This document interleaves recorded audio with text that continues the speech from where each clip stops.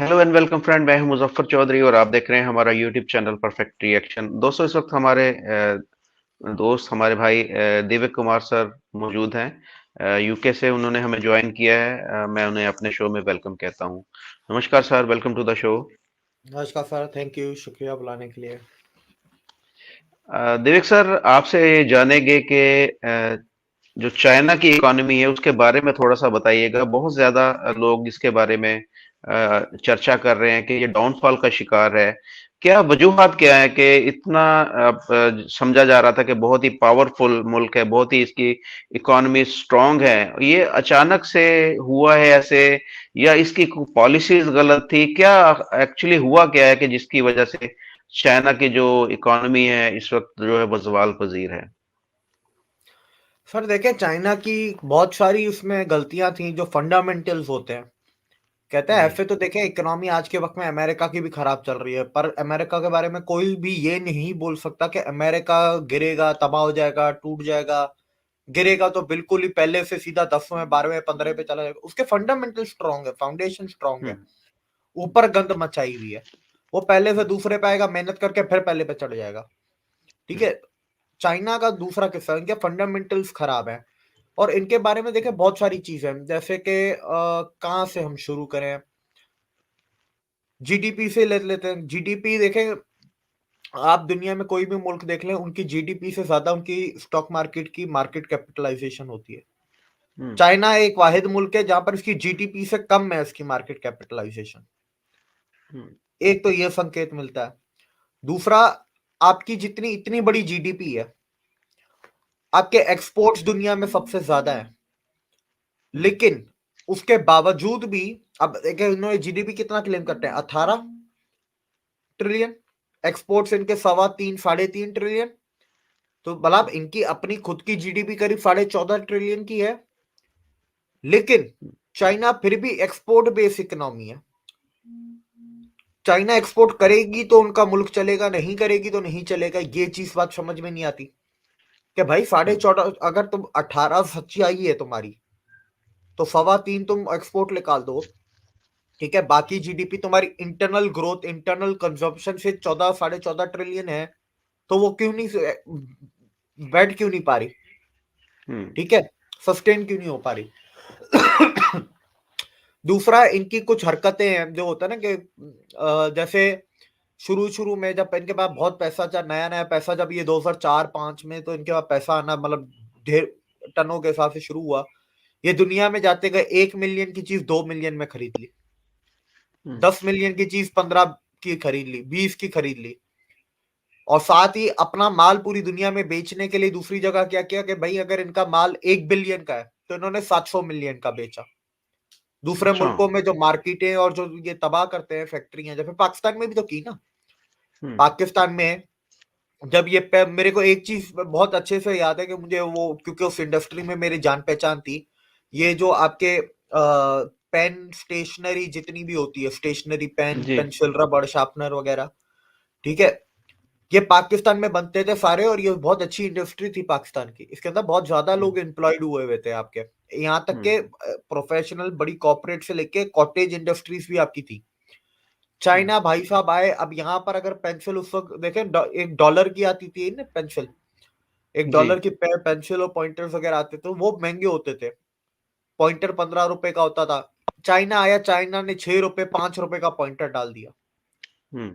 ठीक है। अब जाहिर सी बात है, 1 साल 2 साल तक अगर उतने का बिकता रहेगा तो 2 साल बाद तो वो आपकी पाकिस्तान की इंडस्ट्री तो तबाह हो गई ना। बिल्कुल। ये स्टेशनरी का है। अब वो नुकसान में सामान बेचते रहे ताकि दूसरे मुल्कों की हमें ना वो खत्म कर दें, हम्म। इंडस्ट्रियां, सिर्फ हमारी फैक्ट्रियां चलें। अब नुकसान तो नुकसान होता है, तो वो नुकसान ये करते रहे। उसके बाद इनकी हम्म। जो कमाई है वो झूठी, इनके फॉरेन एक्सचेंज रिजर्व्स हैं वो झूठे, इनका एक्सपेंडिचर है वो झूठा। कभी सच नहीं बताएंगे, डॉक्यूमेंट्स कभी इनके पब्लिक नहीं होंगे। ठीक है, आप आज हम्म। कोई निकाल दे चाइना का डॉक्यूमेंट, है ही नहीं कुछ। अभी जब लास्ट ईयर खबर आई कि भाई वो जो यूथ है उसकी 23% अनएम्प्लॉयमेंट है चाइना में, तो पूरी अच्छा। दुनिया में बात होने लगी। कि इंडिया के अंदर यूथ की, अच्छा एक तो मैं यूथ की बात कर रहा हूं, मैं ओवरऑल अनएम्प्लॉयमेंट की बात नहीं कर रहा, यूथ की बात कर रहा हूं। इंडिया में यूथ की अनएम्प्लॉयमेंट आपकी समझ ले दुनिया में दूसरे या तीसरे नंबर पे। चाइना की 23% से ऊपर थी यूथ अनएम्प्लॉयमेंट। चाइना ने 1 महीने बाद खबर निकाल दी, आज के बाद हम इसका भी डेटा पब्लिक नहीं करेंगे। अब पब्लिक नहीं करेंगे, इस साल डेटा आएगा, इस साल बोलेंगे वो सबको नौकरियां मिल गई, वीआईपी है, फर्स्ट क्लास है, ओके डन हो गया। अच्छा, इसके साथ इनके दूसरा जो इकोनॉमी में फिर क्या होता है कि आपको जवान लोग चाहिए, जवान लोग ही आपकी इकोनॉमी चलाएंगे, आपकी जी। फैक्ट्रियां, आपकी ऑफिसेस, आपका काम, कंस्ट्रक्शन, इंफ्रास्ट्रक्चर सब वो देखेंगे। इन लोगों ने वन चाइल्ड पॉलिसी लेके, वन चाइल्ड पॉलिसी के चक्कर में इनके पास जवान लोग कम नहीं है। इंडिया की एवरेज एज क्या है? 28 29 है। चाइना की एवरेज एज है 37 38, और ये आगे और बूढ़े होते जाएंगे। एवरेज एज की बात कर रहा हूं। और रिपोर्ट्स आ रही हैं, एक जो मैथमेटिकल जो अल्गोरिथम्स और फॉर्मूलाज के थ्रू एक रिपोर्ट बनी थी, उस रिपोर्ट में कहा गया कि 2070 तक, मतलब 50 साल बाद चाइना की आबादी 140 करोड़ से घट के 70 करोड़ हो जाएगी, आधी हो जाएगी। 50 साल। सही, यानी कि उतने लोग पैदा नहीं हो रहे जितने मर रहे हैं, ये होगा। बिल्कुल बिल्कुल बिल्कुल ऐसा ही है। उसके बाद इनके, अब इन लोगों ने, चाइना हमें जो इतना बड़ा दिखता है, इतना बड़ा चाइना था, चाइना इतना सा था, उसने फिर कब्जा किया, इनर मंगोलिया कब्जा कर लिया, तिब्बत कब्जा कर लिया, शिंजियांग कब्जा कर लिया। ठीक है, अब वहां पर 3 स्टेट्स हैं जो बड़ी, जो इन्होंने कब्जा तो और भी इलाके के, पर ये 3 सबसे बड़े हैं। तीनों के अंदर आजादी की तहरीकें चल रही हैं। ठीक है, अब एक ये इनका मसला, आजादी की तहरीकें चल रही हैं। इसके अलावा एक चाइना में होती है हू लाइन। अगर आप चाइना को देखें, चाइना ऐसा है, ठीक है, मैप में, मैप उसका ऐसा है, इंडिया के ऊपर से आता है और नीचे साउथ चाइना सी में नीचे जाके लगता है, जो ये नीचे जो है ना समंदर के पास, साउथ चाइना सी के पास, ये है मेनलैंड चाइना। ठीक है, और इधर बीच में है हू लाइन। तो हू लाइन के ऊपर जितने हैं उधर कोई डेवलपमेंट नहीं है, अच्छा। उधर ना रोड है ना बिल्डिंग है, ऐसा कुछ भी नहीं है। रोड उतने ही है जहां जितना ट्रेड हो सके, लोगों के लिए रोड नहीं है गांव में या ऊपर के जो शहर हैं हू लाइन की उस तरफ वाले। अच्छा, चाइना की मेजोरिटी आबादी हू लाइन के इस तरफ रहती है, मेनलैंड चाइना में, जिनको हान चाइनीज कहते हैं, जो कि वाकई में चाइनीज हैं। ऊपर वाले चाइनीज थोड़ी ना, वो तो कब्जा की भी जगह है। हान चाइनीज इधर है। अच्छा, चाइना की जो आर्मी है उसके अंदर सिर्फ हान चाइनीज भर्ती हो सकते हैं, उसके अंदर ये ऊपर वाले भर्ती नहीं होंगे। अच्छा। तो ये भी एक मसला है कि यार मेनलैंड चाइना में यहां से छोड़ के उनको तिब्बत में लेके जाओगे, वो कहां से लड़ पाएंगे? समंदर के पास रहने वाला बंदा 15,000 फीट की ऊंचाई के पहाड़ों पे वहां पर सांस नहीं ले पाएगा, मर जाएगा। हम नहीं ले पाएंगे, हम कराची के हैं, हम नहीं ले पाएंगे। आप थोड़ा मुझसे बेहतर कर लेंगे क्योंकि आप थोड़ा ऊपर रहते हैं सी लेवल से। तो ऐसा ही हाँ चाइनीज का है।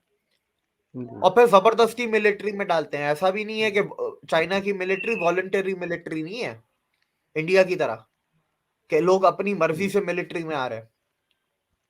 तो जबरदस्ती, तो वो एक पैशन, वो जज्बा कैसे आएगा? अच्छा, चाइनीज आर्मी का नाम क्या है? People's Liberation Army, PLA. Chinese army जी। नहीं है, मतलब वो पार्टी की आर्मी है, कम्युनिस्ट चाइना ऑफ, जो भी है सीसीपी का पूरा नाम, जी। उसकी है वो पार्टी, उसकी है सही। आर्मी। तो ये एक बहुत बड़ा मसला। अब इसके अंदर और चीजें हैं, अब जैसे कोविड आया, पूरी दुनिया में चाइना चल ही रहा था ना माल, उनको चाइना को तकलीफ जी। इतनी खास पूरे दुनिया में कहीं पे भी नहीं आ रही थी। कोविड में उन्होंने अपने पैर पे लाठी मार दी, उसके ऊपर से कोविड पे पूरा अलग से प्रोग्राम करना पड़ेगा, पर मोटा मोटा कोविड के बाद ही इनका सारा डाउनफॉल शुरू हुआ, दुनिया की आंखें खुली। और फिर जो इनकी तबाही शुरू, जो तबाही तो आनी थी, देखे गुब्बारे में हवा भरते जाओ, एक वक्त आना है कि गुब्बारा फटना है। वो गुब्बारा जो 20 साल 25 साल बाद फटना था, वो घट के 10 साल हो गया। ठीक है, अपनी इन्हीं इनकी खुद की हरकतों की वजह से। आज के टाइम पे ये 22 मुल्कों को क्लेम करते हैं कि इन 22 मुल्कों की जमीन हमारी है, चाइना। और सबसे बड़ी बात है, चाइना के नेबर सिर्फ 14 है। अच्छा। एक मुल्क छोड़ के दो अगले मुल्क पे के साथ भी झगड़े हैं इनके। अच्छा, इसके अलावा ये जो इन लोगों ने जो ये अपना गंद मचाया है ना चाइनीज ने, जैसे पाकिस्तान में आके चाइनीज दादागिरी करते हैं यहाँ पर लोकल्स पे, पुलिस वालों को मारते हैं, ये सेम काम अफ्रीका में जाके करते हैं, ये सेम काम इनका साउथ अमेरिका में है। तो लोग इनको पसंद नहीं करते पूरी दुनिया में। फिर एक इनकी फिलॉसफी है व्हाइट डेविल ब्लैक डेविल, और चाइनीज तो पैदा ही दुनिया पे राज करने के लिए हुए हैं। ठीक है, अब ये एक फिलॉसफी। उसके बाद अब इसकी अगर अब आप देखें कोरोना के बाद इंडस्ट्रियां निकलना शुरू करती हैं। जब इंडस्ट्रियां निकलती हैं सर, ठीक है, तो जाहिर सी बात है उन इंडस्ट्रीज, एक इंडस्ट्री एक फैक्ट्री अकेले नहीं चलती ना, एक फैक्ट्री 100 और फैक्ट्रियों को भी चलाती है। जो जो उनको सप्लाई पार्ट्स देते हैं, जो उनको रॉ मटेरियल देते हैं, रॉ मटेरियल की भी तो फैक्ट्री होती है ना, उसके भी कोई ना कोई सप्लायर होते हैं, कोई खदानें होती हैं। वो डिमांड कम हुई, ठीक है, आपकी स्टॉक मार्केट वहां से गिरती गई। उसके बाद एक बहुत बड़ा झटका निकलता है कि चाइना में रियल एस्टेट का सेक्टर बैंकरप्ट हो गया। 300 कंपनियों के तो नाम पब्लिकली आए हैं, 300 कंपनियां जो बैंकरप्ट हुई हैं रियल एस्टेट की। उसके अलावा कितनी हुई है छोटी छोटी वो अलग है। एक एवरग्रांडे ने $300 बिलियन का नुकसान किया, एक कंपनी एवरग्रांडे। इन्होंने शहर के शहर बना दिए, गूगल पे लिखे गोस्ट सिटीज, चाइना के गोस्ट सिटीज, शहर बना दिए, उधर रहता रहता कोई नहीं है, पर पूरे के पूरे शहर तैयार हुए हैं कि बिक तो जाएंगे ही, वो बिके ही नहीं, लोगों ने खरीदे ही नहीं, वो बैंकरप्ट हो गए। अब जब एवरग्रांडे बैंकरप्ट, इतनी कंपनियां बैंकरप्ट होंगी सर, कंपनियां चलती हैं क्रेडिट पे, जब उनके माल नहीं बिके, उनके पास पैसा नहीं होगा, तो जाहिर सी बात है लोहे का जो क्रेडिट लिया, लोहे वालों को लॉस, सीमेंट वालों को लॉस, पाइप वालों को लॉस, उसको लॉस, उसको लॉस करते करते ये स्टॉक मार्केट बैठना शुरू हुई। 8,500 कंपनियां बैंकरप्ट हुई 2022 में टोटल, ठीक है।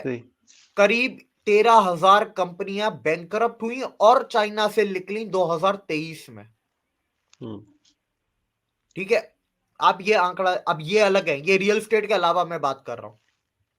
आप चाइना की एयरलाइंस जो है, 4 एयरलाइंस है चाइना की, चारों का लॉस अगर आप टोटल करें तो वो टोटल लॉस जाके कोई बनता है आपका अराउंड 700 बिलियन, 700 बिलियन। जो चाइनीज रेलवे है उसका लॉस है 1.2 ट्रिलियन पिछले 3 साल से, हर साल लॉस। जी। लोगों को बहुत अच्छा लगता है चाइना में था, हर जगह ही बुलेट ट्रेन है, हर जगह बुलेट ट्रेन है, पर उस बुलेट ट्रेन में सिर्फ 2 ट्रैक ऐसे हैं, एक बीजिंग टू शंघाई और एक शंघाई टू एक और दूसरा शहर है। सिर्फ यही जो है ना 3 शहरों के बीच में जो 2 ट्रेनें चलती हैं ये प्रॉफिटेबल है, बाकी सब ट्रेनें घाटे में चलती हैं। 1.2 ट्रिलियन का लॉस सालाना, सालाना, और 3 साल से होता आ रहा है एयरलाइन का, रेलवे का। जो अमेरिका में डोनाल्ड ट्रंप ने चाइना की कंपनियां निकाली, तो चाइना ने अपनी कंपनियां निकाल दी स्टॉक मार्केट से। डोनाल्ड ट्रंप ने कहा कि तुम्हारी कंपनी है, तुम फाइनेंशियल स्टेटमेंट्स तो दो, हम तुम्हारी ऑडिट कराएंगे। ऑडिट करवाते हैं तो ठीक है, तुम्हारी पड़ी रहे स्टॉक एक्सचेंज पे, नास्डैक पे या न्यूयॉर्क स्टॉक एक्सचेंज पे। ऑडिट में अगर कोई गड़बड़ लिख ली तो फिर तुम्हें फाइन लगेगा। चाइना ने निकाल दी अपनी सारी कंपनियां। अब ये करते क्या थे, ये वहां से पैसा रेस करते थे स्टॉक मार्केट से, वहां से रेस किया, इधर चाइना में लगाया, दूसरों को लोन दिया। अब इसके अंदर भी एक चीज है, यूरोप से चाइना ने बहुत ज्यादा पैसे उठाए थे।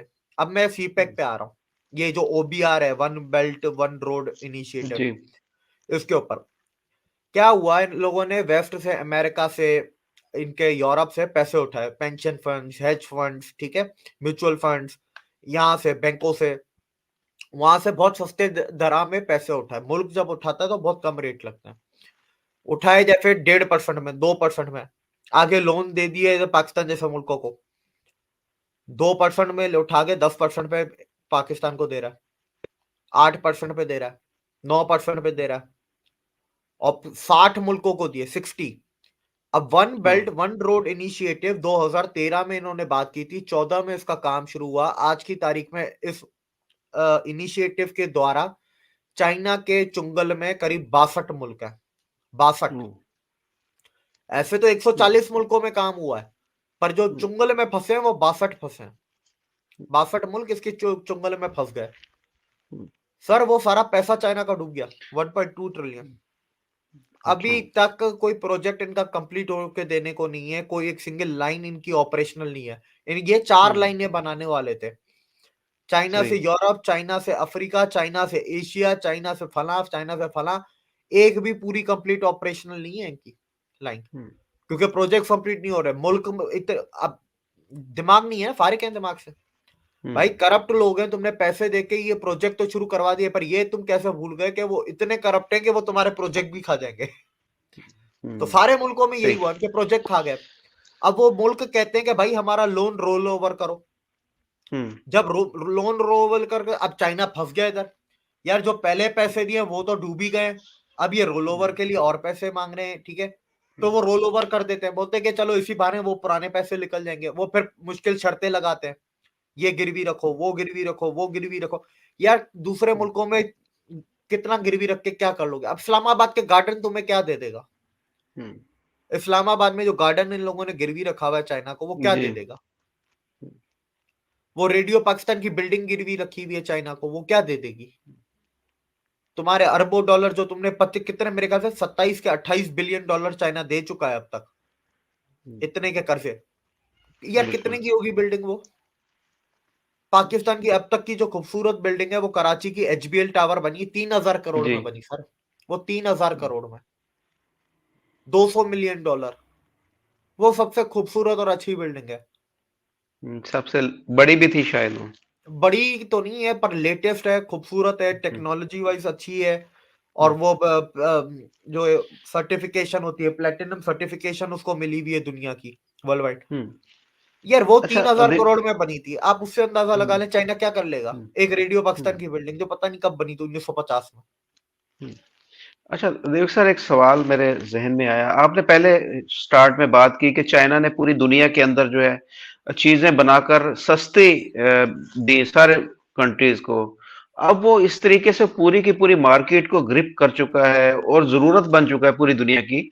पाकिस्तान में देखें, इलेक्ट्रॉनिक्स डिवाइसेस जितनी भी हैं, लाइट से लेकर मोबाइल, एवरीथिंग सारी की सारी चाइना से आती हैं। पाकिस्तान में, क्योंकि मेरा एम्ब्रॉयडरी का बिजनेस है, मैं आपको बताऊं कि पाकिस्तान में जो एम्ब्रॉयडरी मशीन है वो पहले यूरोप से आती थी।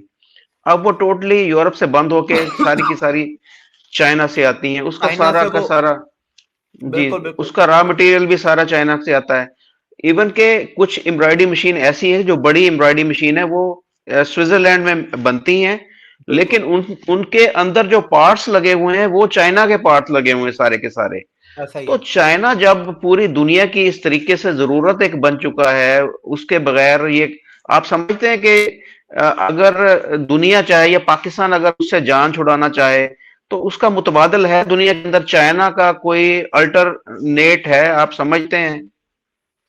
सर देखें, दुनिया की जरूरत तो देखें बहुत से मुल्क हैं। अमेरिका दुनिया की जरूरत है, वो रहेगा। हम्म। वो दूसरे हम्म। तीसरे नंबर पे आके भी रहेगा, वो पहले पे रह के भी रह रहा है।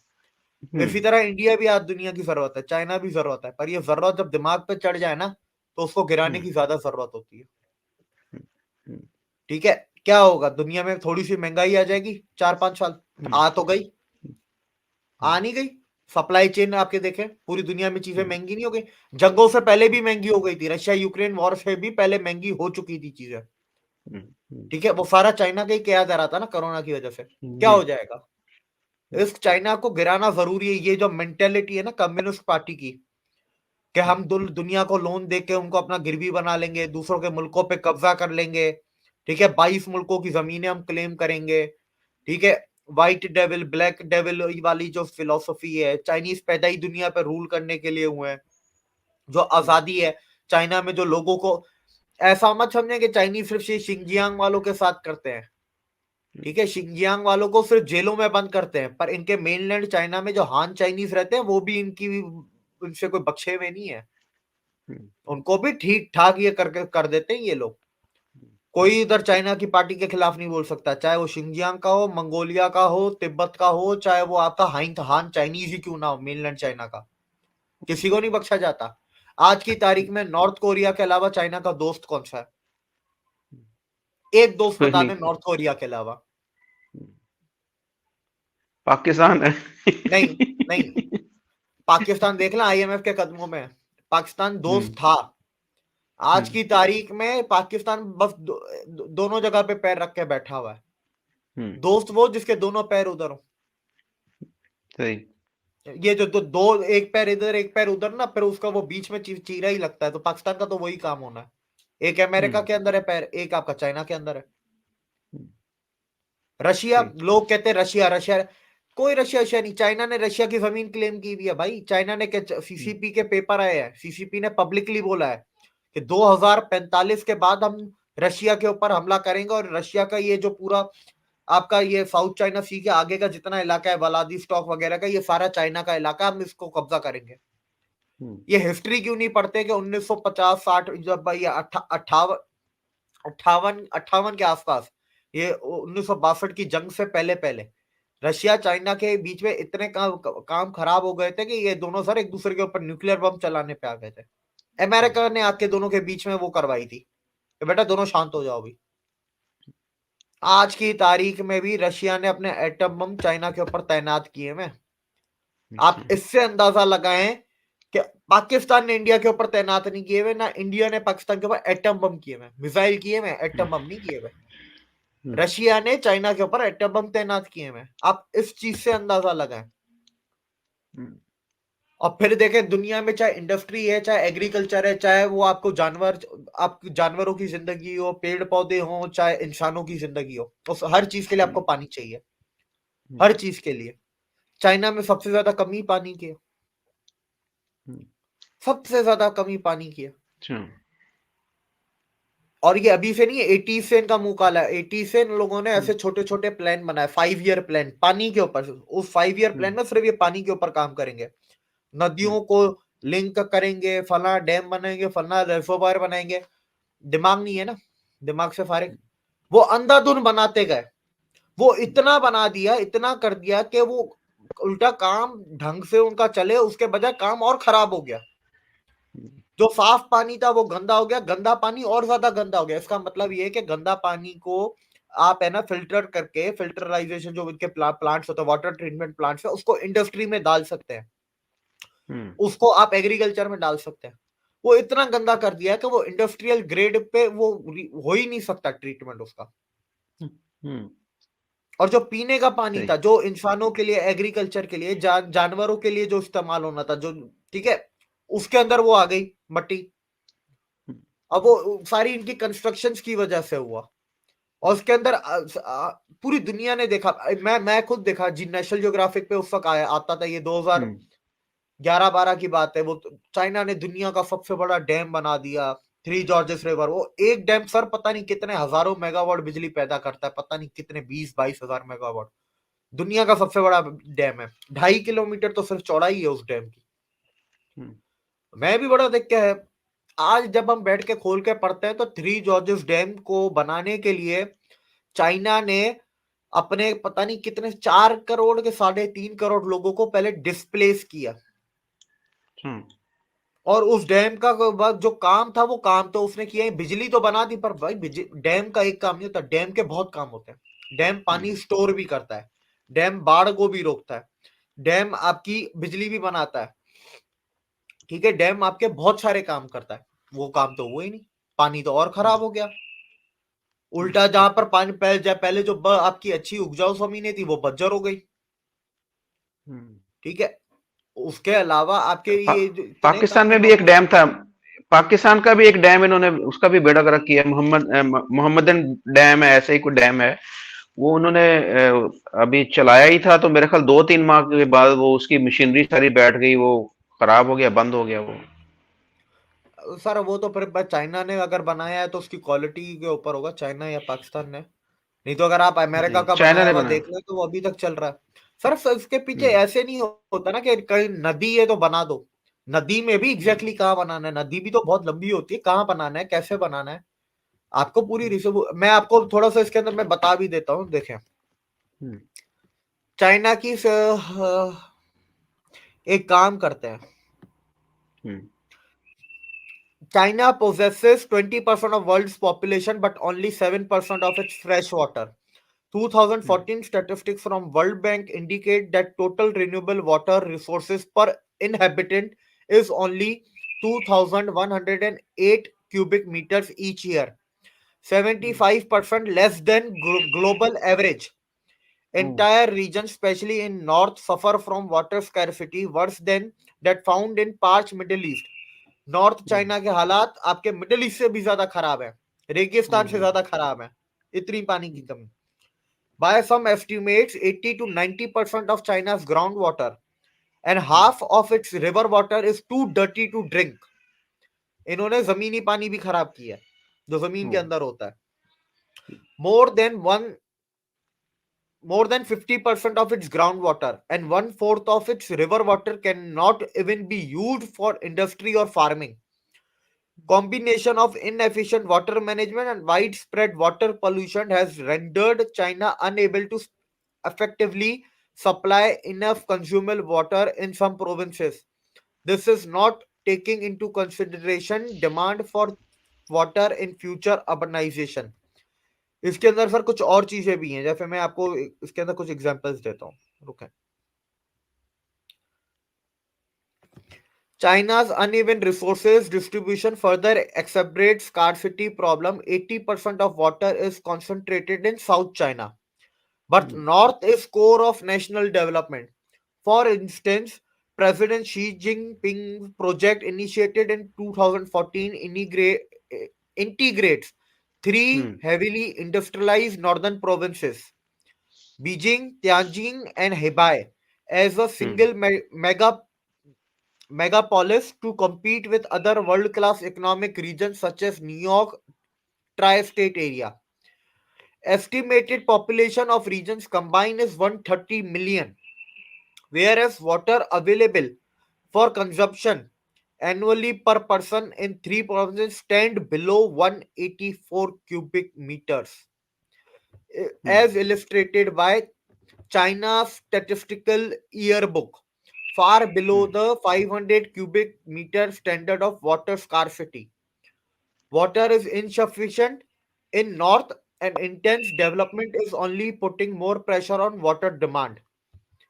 ये इनके खुद का डेटा, और देख लेंगे इनका खुद का डेटा, मतलब इससे हालात इससे भी ज्यादा ही खराब होंगे. इनका डेटा हमेशा खराब ही होता है. अच्छा, इसमें इसमें एक दो सवाल मेरे जहन में आते हैं, जी. आपसे वो पूछ लूं. देखें, आपने पहले भी हमने वीडियोस एक दो की थी, उसमें आपने बोला था कि जब अमेरिका की इकोनॉमी डाउन होती है तो वो कोई नई जंग छेड़ देता है. यहाँ पर इनकी इकोनॉमी भी नीचे जा रही है, उसके साथ साथ इनको पानी की भी जरूरत है. अ, जैसे कि जो प्रिडिक्ट किया जाता है कि दुनिया की जो आने वाली जंगें हैं वो पानी के ऊपर ही लड़ी जाएंगी, पानी की वजह से ही लड़ी जाएंगी. आप देख रहे हैं इस तरह का कोई इकदाम चाइना की तरफ से आने वाले कुछ सालों के अंदर? चाइना को पानी के कुछ रिसोर्सेज हैं जो उसके आसपास, उसके ऊपर कब्जा करने की कोशिश करे या कोई नई जंग छेड़ दे इस खित्ते के अंदर? गिलगित बल्तिस्तान सर क्या है? हम्म. लद्दाख क्या है? अरुणाचल क्या है? नेपाल क्या है? मैं लोगों को बोलूंगा दुनिया का वाटर मैप खोल के उसको इंडिया के ऊपर जूम करो. नेपाल, लद्दाख, सियाचिन ग्लेशियर, सारी नदियां तो यहां से ही निकलती हैं. यही तो है पानी, इसी की तो जंग है. इसी तो इंडिया के और इसके ऊपर स्टैंड ऑफ हुआ हुआ है. उनको पानी चाहिए. रशिया का जो रीजन है, जो उस साइड का, जो वो आपका व्लादिवोस्टॉक वगैरह, वो क्या है वहां पर? क्या है वहां पर? रशिया की नदियां हैं. एक नहीं, बहुत सारी नदियां हैं. और उससे ही थोड़ा आगे जाओ तो फिर आगे पोलर कैप्स आ जाते हैं आर्कटिक के. वो क्या है आपका? वियतनाम से क्या मसला है चाइना का? नदी मेकोंग. एक मेकोंग नदी है, वो 3 मुल्कों से होकर निकलती है. म्यांमार, वियतनाम, लाओस, थाईलैंड करके, या पता नहीं ऐसे करके 3 मुल्क हैं. मेकोंग नाम है. अच्छा, बाय द वे मेकोंग नाम भी इंडिया से आया, माँ गंगा. माँ गंगा इज मेकोंग. तो ये मेकोंग नदी क्या है? उसके ऊपर क्या? इसी की तो जंग है सारी. पानी की तो जंग है. और देखें, चाइना जंग करके उसको जंग में कुछ ना कुछ हासिल करना पड़ेगा, तब जाके चाइना की इकोनॉमी बचेगी. अमेरिका की इकोनॉमी जंग हार भी जाए तब भी उसकी इकोनॉमी चलेगी, लेकिन उसके लिए उसको जंग करनी पड़ती है, भले वो हार जाए. ये फर्क है दोनों में. चाइना अमेरिका की मेन इंडस्ट्री है मिलिट्री इंडस्ट्रियल कॉम्प्लेक्स. जब जंग करते हैं तो मिलिट्री इंडस्ट्रियल कॉम्प्लेक्स की फैक्ट्रियां चलती हैं, बिक्रियां होती हैं.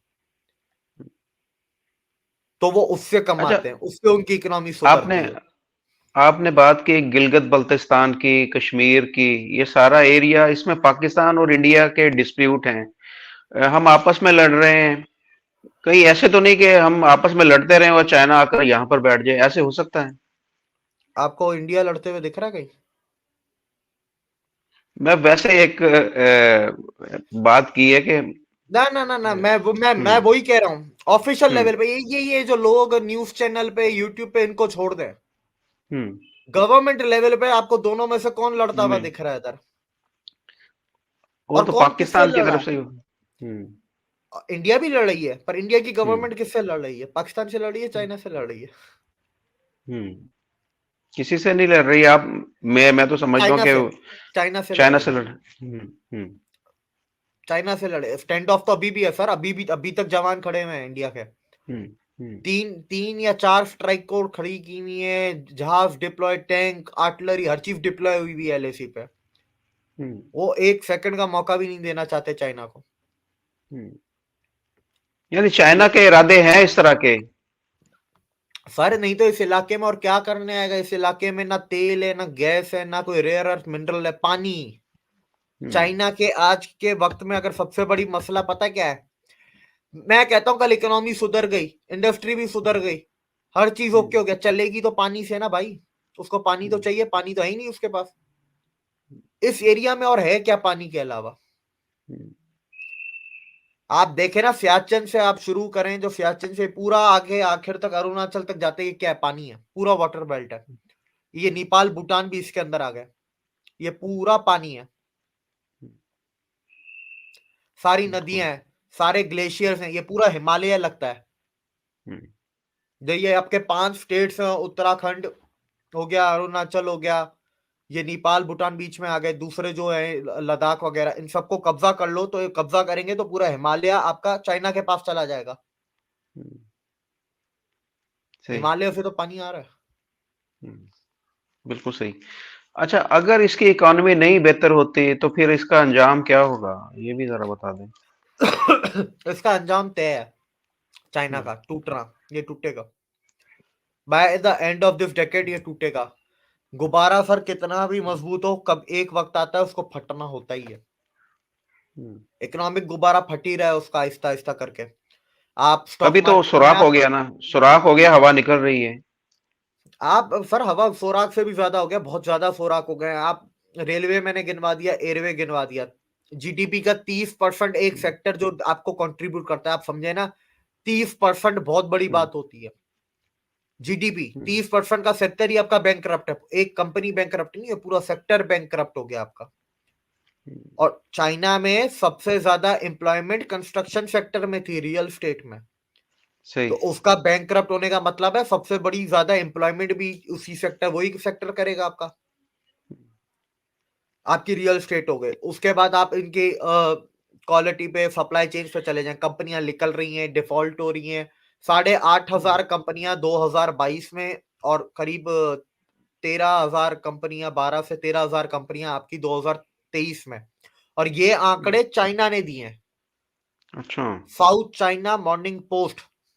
ये हम्म, उसके आंकड़े हैं, ये इंटरनेशनल आंकड़े नहीं है। हम्म, ठीक है? और ऐसा मत समझो कि सारी लिख लेंगे, भाई चाइना की खुद की भी कंपनियां है। जी। पर ऐसा सोचो ना कि वो जब कंपनियां निकलेंगी तो वहां से रॉ मटेरियल तो कम होगा ना, तो उन कंपनियों के लॉसेस का, उन कंपनियों का प्रॉफिट कम होगा। हम्म, चाइना की अपनी भी कंपनियां हैं जो कि बहुत बड़ी बड़ी कंपनियां, जी। पर उनका बिजनेस डाउन होगा। कॉन्ट्रैक्ट, जिनकी फैक्ट्रियां ही नहीं है, दुनिया में इतने बिजनेस हैं जिनकी फैक्ट्रियां नहीं है, वो कॉन्ट्रैक्ट मैन्युफैक्चरिंग करवाते हैं। जी। ठीक है? ऐसे ही है। वो अब चाइना को नहीं दे रहे, वो बांग्लादेश को दे रहे हैं, वियतनाम को दे रहे हैं, फिलीपींस को दे रहे हैं, इंडोनेशिया को दे रहे हैं, इंडिया को दे रहे हैं। वो उधर नहीं दे रहे, चाइना को नहीं दे रहे। आप इससे अंदाजा लगा, हम्म, हम्म, चाइना हम्म, का फटना जरूर। और फिर आजादी की तहरीकें, अच्छा, हम्म, शिंजियांग एक ऐसा है, शिंजियांग में दो तरीके, एक आतंकवादी, ठीक है, और दूसरा हम्म, उसके अंदर है आजादी के। तिब्बत में आजादी, मंगोलिया में आजादी, मतलब तीन आजादी की तरीके, एक आतंकवादी संगठन। आप ये देखें। अच्छा, पानी भी सारा उसी रीजन से आएगा। मंगोलिया और ये आपका ये तिब्बत, तिब्बत क्या है, तिब्बत को क्यों कब्जा किया था? तिब्बत सारा ग्लेशियर ही है, पानी, हम्म, पानी के लिए किया था कब्जा। ठीक। अच्छा, आपसे एक और थोड़ा सा जिस तरीके से उसकी इकोनॉमी है या उसकी जो प्रोडक्शन की फैक्ट्रीज हैं पूरी दुनिया के अंदर, जैसे आपने पहले भी बात की कि माल बनता है बहुत ज्यादा, पूरी दुनिया के अंदर सप्लाई जा रही, यहाँ पर भारत रिप्लेस कर सकता है चाइना को अगर भारत एफर्ट करे जिस तरीके से? पूरी दुनिया के अंदर चाइना का माल जाता है, पाकिस्तान भरा पड़ा चाइना के माल से, पूरी दुनिया में अब चाइना का माल होता है। क्या भारत रिप्लेस कर सकता है चाइना की मार्केट को? सर कर ही रहा है ना, जो कंपनियां निकल रही हैं उसमें मेजोरिटी कंपनियां 50% तो इंडिया आ रही हैं, बाकी 50% आपके करीब 5 मुल्कों में बट हम्म। रही हैं, Indonesia, Vietnam, Bangladesh, Malaysia, Philippine. 50% कहाँ आ रही है? और फिर पैसा कहां पर आ रहा है? इन्वेस्टर कहाँ आ रहा है? एक तो कंपनियां आ रही हैं, फैक्ट्रियां आ रही हैं, वो अलग, उसके अलावा इन्वेस्टर जो सिर्फ डायरेक्ट पैसा लगाता है, वो कहां पर आ रहा है? वो भी इंडिया में।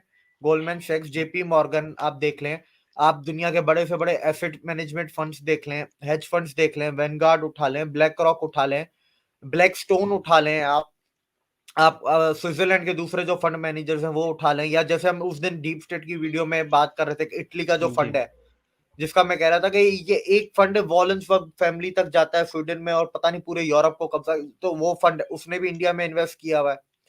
मैं लंदन में बैठा हूँ, रॉथस्टाइल्ड फैमिली का जो एसेट मैनेजमेंट फंड है वो कर रहे हैं, $800 बिलियन के एसेट्स हैं इनके अंडर, ये उधर इन्वेस्ट कर रहे हैं। उसके अलावा आप दूसरे बिजनेसेस देख लें, एयरबस और बोइंग चाइना में तो नहीं खोला, इंडिया में क्यों खोला? हम्म। बिल्कुल। लॉकहीड मार्टिन, ये भी खबरें आ रही हैं कि लॉकहीड मार्टिन जो अपने फाइटर जेट्स का जो सर्विस सेंटर होता है, उसके सिर्फ आज तक 3 सर्विस सेंटर हैं, 2 अमेरिका में, हम्म। सुनने में आया कि वो तीसरा सर्विस सेंटर अब इंडिया में खोलेगा। 2 अमेरिका में है कि पता नहीं अमेरिका कनाडा में है, मतलब तीसरा आपका इंडिया आएगा, जी। सुनने में आ रहा है जी। अभी, ये बातें चल रही हैं। बिल्कुल। जी, दिलीप भाई, इसके अंदर कोई और चीज आप ऐड करना चाहेंगे या इसको हम फिर यहीं पे इसका पर कुछ इख्तिताम करें?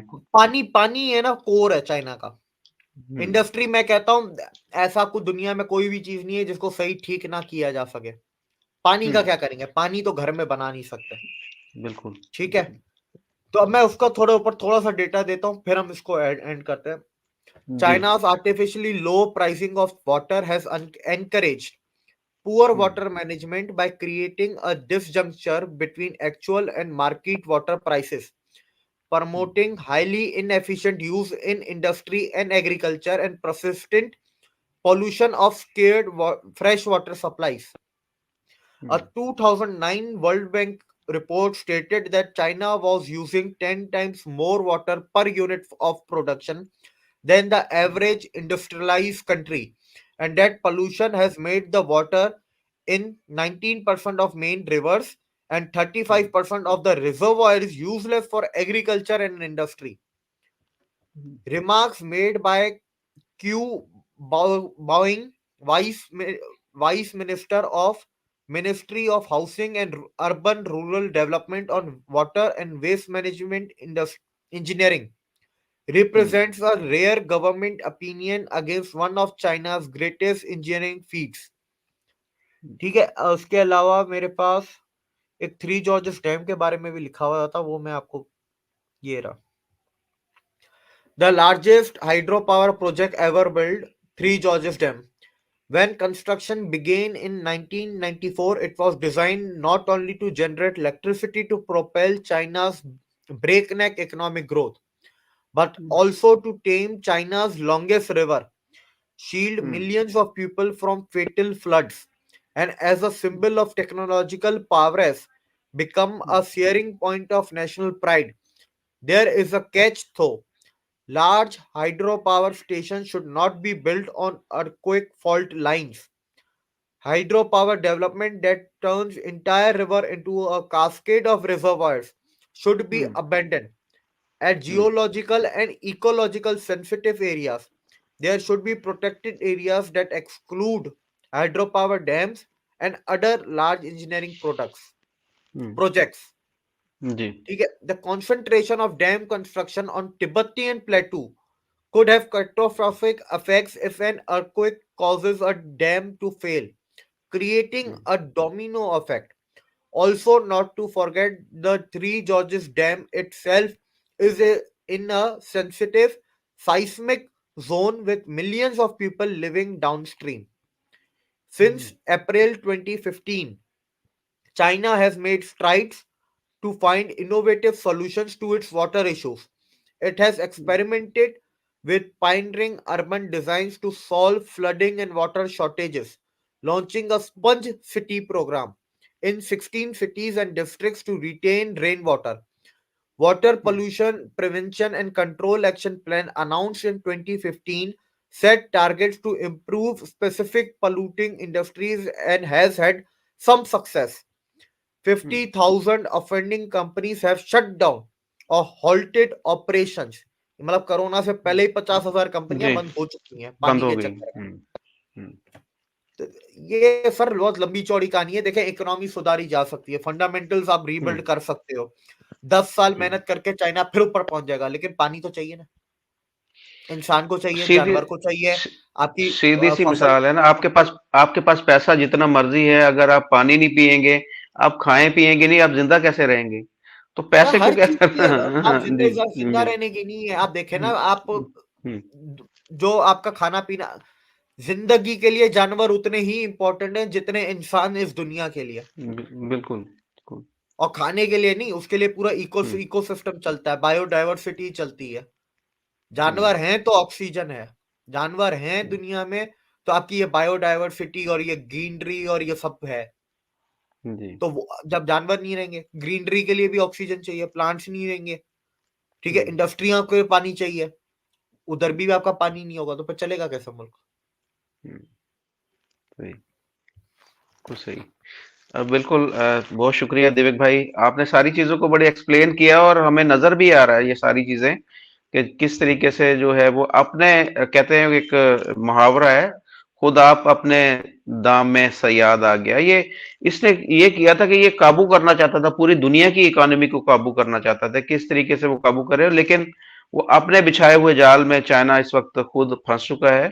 अब और एंड में कोई चीज आप ऐड करेंगे या फिर इसको फिर हम यहाँ पर एंड करें इसका? नहीं बस सर, इसको इकोनॉमी वाले जी, को, इसी को एंड करते हैं। जी। तो इसके ऊपर हम एक और वीडियो भी बनाने जा रहे हैं। तो इसके जो मिलिट्री के अंदर किस तरीके से चाइना का डाउनफॉल हो रहा है, तो हमारे साथ जुड़े रहिएगा। Thank you very much. बहुत शुक्रिया दिवेक भाई आपका। जी शुक्रिया सर, थैंक यू।